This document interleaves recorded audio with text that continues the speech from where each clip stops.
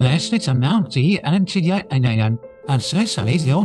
Assist जिनका जन्म का नाम मारिया सलोमिया स्कोलोडोस्का था, एक ऐसी महान वैज्ञानिक थी जिन्होंने विज्ञान की दुनिया को हमेशा के लिए बदल दिया। उनका जन्म अनिगी सेजो मस्यक्तियारे अल्टवा सेप्टेम्बर 1894 अरियाने से शुरुआत है अन्यथा समनाक से कोलेन की वॉर्सो में हुआ था, जो उस समय रूसी साम्राज्य का हिस्सा था। उनके माता पिता दोनों ही सम्मानित शिक्षक थे और उन्होंने अपने बच्चों में शिक्षा के प्रति गहरा प्रेम पैदा किया।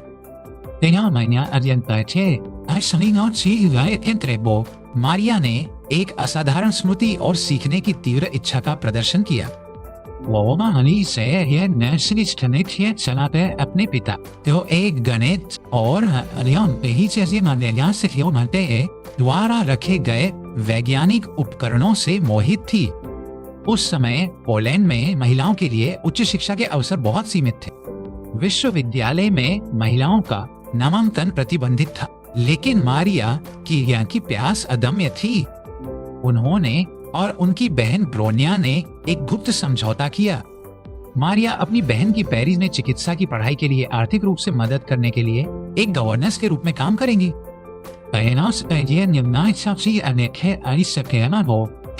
ब्रोनिया अपनी कमाई से मारिया की मदद करेंगी।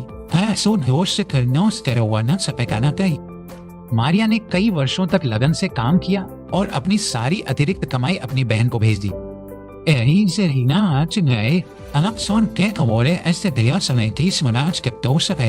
उन्होंने गुप्त रूप से फ्लोटिंग यूनिवर्सिटी नामक एक भूमिगत शैक्षणिक संस्थान में अपनी पढ़ाई जारी रखी।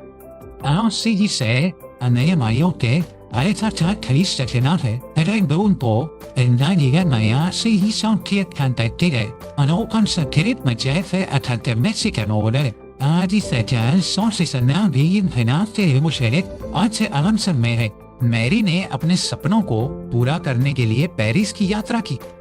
उन्होंने पेरिस विश्वविद्यालय के सोरबोन में दाखिला लिया। रसायन विज्ञान और गणित का अध्ययन किया। पेरिस में जीवन आसान नहीं था। यह बहुत कम पैसे में गुजारा करती थी, अक्सर केवल मक्खन लगे ब्रेड और चाय पर जीवित रहती थी। कठोर सर्दियों के वह अपने सभी कपड़े पहनकर सोती थी ताकि गर्म रह सके। उनकी शैक्षणिक प्रतिभा चमक उठी। उन्होंने 18 में भौतिकी में अपनी डिग्री प्रथम स्थान पर और 18 में गणित में दूसरी डिग्री प्राप्त। 58 उनकी मुलाकात पियरे क्यूरी से हुए, जो school of physics and chemistry में एक प्रशिक्षक थे। वे दोनों विज्ञान के प्रति अपने जुनून और अपनी पोलिश विरासत के प्रति मैरी के गहरे प्रेम से तुरंत जुड़ गए। पियरे ने मैरी को अपने प्रयोगशाला में काम करने के लिए जगह की पेशकश की और उनका पेशेवर सहयोग जल्द ही एक गहरे व्यक्तिगत बंधन में बदल गया। उन्होंने 88 में शादी कर ली और एक ऐसी वैज्ञानिक साझेदारी की शुरुआत की जो इतिहास में सबसे महत्वपूर्ण में से एक बन जाएगी।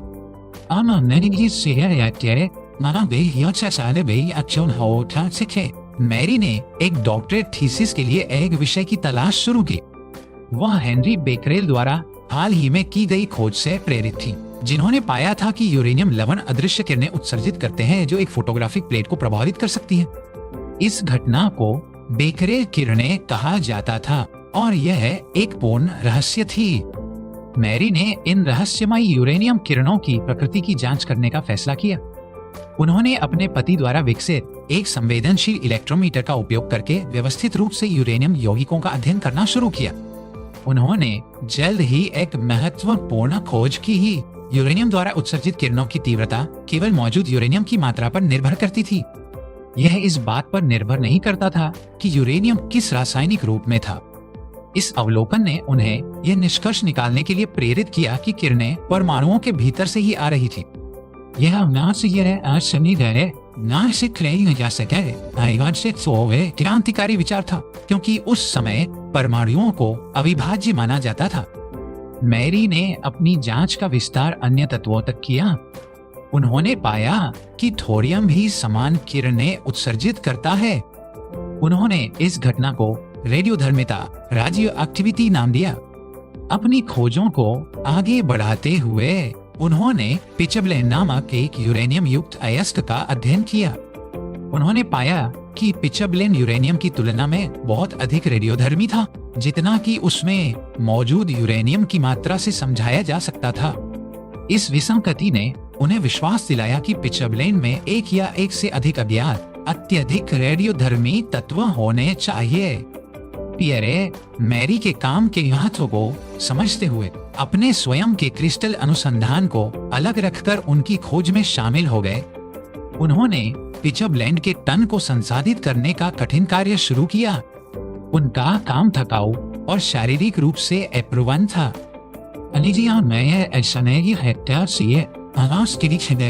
हवादार शेड में काम किया जिसमें उचित वेंटिलेशन का अभाव था। वे खतरनाक सामग्रियों के साथ काम कर रहे थे। उस समय रेडियोधर्मिता के स्वास्थ्य जोखिमों से पूरी तरह अनजान थे। महीनों के अथक परिश्रम के बाद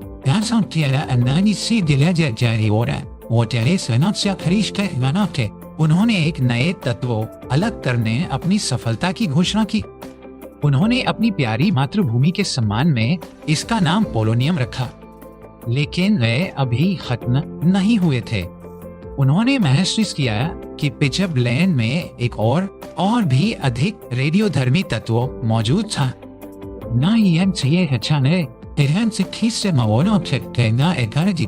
उन्होंने दूसरे तत्व की खोज की घोषणा की, जिसे उन्होंने इसकी तीव्र रेडियोधर्मिता के कारण रेडियम नाम दिया। रेडियम को शुद्ध रूप में अलग करना एक बहुत बड़ी चुनौती साबित हुई। क्यूरी दंपति ने अगले 4 साल पिचबलेन के तन को परिष्कृत करने में बिताए।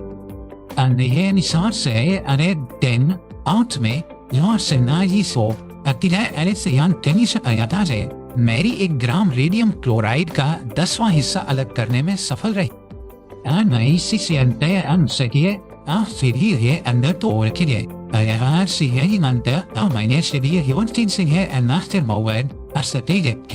पियरे क्यूरी और हेनरी बेकरेल को संयुक्त रूप से 19 में भौतिकी में नोबेल पुरस्कार से सम्मानित किया गया।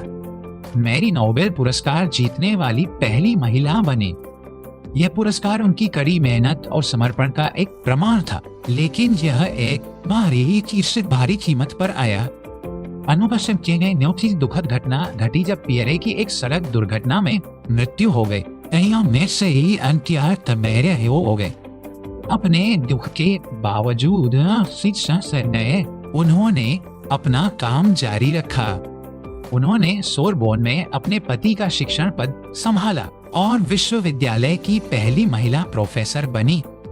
उन्होंने रेडियम के गुणों का अध्ययन करना जारी रखा और रेडियोधर्मिता के क्षेत्र में अग्रणी बनी रही।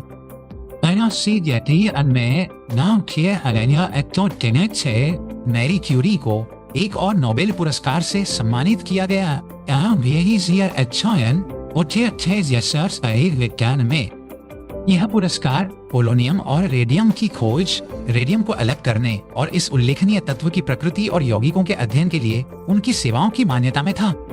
वह 2 अलग अलग वैज्ञानिक क्षेत्रों में नोबेल पुरस्कार जीतने वाली पहली व्यक्ति बनी, एक ऐसी उपलब्धि जो आज भी बहुत कम लोगों ने हासिल की है।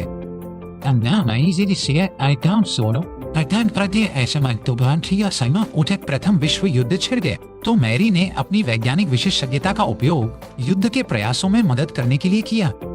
उन्होंने महसूस किया कि एक्सरे घायल सैनिकों के शरीर में गोलियों और छर्रों का पता लगाने में मदद कर सकते। उन्होंने पेटाइट्स क्यूरी, पेटिटेक्स क्यूरीज या लिटिल क्यूरी नामक मोबाइल रेडियोग्राफी इकाइयां विकसित की। एक्सरे उपकरणों और पोर्टेबल पावर जनरेटर से सुसज्जित थे, जिन्हें सीधे युद्ध के मैदान में ले जाया जा सकता था। उन्होंने रेड क्रॉस के लिए रेडियोलॉजी सेवा की निदेशक के रूप में काम किया और इन इकाइयों को संचालित करने के लिए 50 से अधिक महिलाओं को प्रशिक्षित किया। अनुमान है कि उनके काम ने 10 लाख से अधिक घायल सैनिकों का इलाज करने में मदद की। मैरी ने पेरिस में रेडियम संस्थान, अब क्यूरी संस्थान की स्थापना के लिए धन जुटाना जारी रखा। यह संस्थान रेडियोधर्मिता और कैंसर के इलाज में इसके उपयोग पर अनुसंधान का एक प्रमुख केंद्र बन गया। अपने जीवन के अंत तक वो रेडियोधर्मिता के खतरों से अनजान रही। उन्होंने अक्सर अपनी जेब में रेडियम की टेस्ट ट्यूब ले जाती थी। वो रात में चमकती थी। वर्षों तक रेडियोधर्मी पदार्थों के संपर्क में रहने से उनके स्वास्थ्य पर गंभीर प्रभाव पड़ा। 1947 की आयु में मैरी क्यूरी का प्लास्टिक एनीमिया से निधन हो गया, जो लगभग निश्चित रूप से विकिरण के लंबे समय तक संपर्क के कारण हुआ था। मैरी क्यूरी की विरासत बहुत बड़ी है। वह न केवल एक शानदार वैज्ञानिक थी, बल्कि एक साहसी और दृढ़ निश्चयी महिला भी थी, जिन्होंने अपने समय की सामाजिक और वैज्ञानिक बाधाओं को तोड़ा। उनके काम ने भौतिकी और रसायन विज्ञान में क्रांति ला दी और परमाणु युग की नींव रखी। रेडियोधर्मिता की उनकी खोज ने कैंसर के इलाज सहित अनगिनत चिकित्साओं और तकनीकी प्रगति का मार्ग प्रशस्त किया। उनकी कहानी दुनिया भर के वैज्ञानिकों और महिलाओं के लिए प्रेरणा का स्रोत बनी हुई है। वह इस बात का एक शक्तिशाली प्रतीक है कि जुनून, दृढ़ता और ज्ञान की खोज क्या हासिल कर सकती है। उनके शोध नोटबुक्स आज भी इतने रेडियोधर्मी हैं कि उन्हें शीशे की परत वाले बक्सों में रखा जाता है। उन्हें संभालने के लिए सुरक्षात्मक कपड़ों की आवश्यकता होती है। यह उनके काम की स्थायी शक्ति और उस कीमत का एक स्पष्ट अनुस्मारक है जो उन्होंने मानवता के लिए चुकाई। मैरी क्यूरी वास्तव में एक असाधारण महिला थी, जिन्होंने विज्ञान की शक्ति से दुनिया को रोशन किया।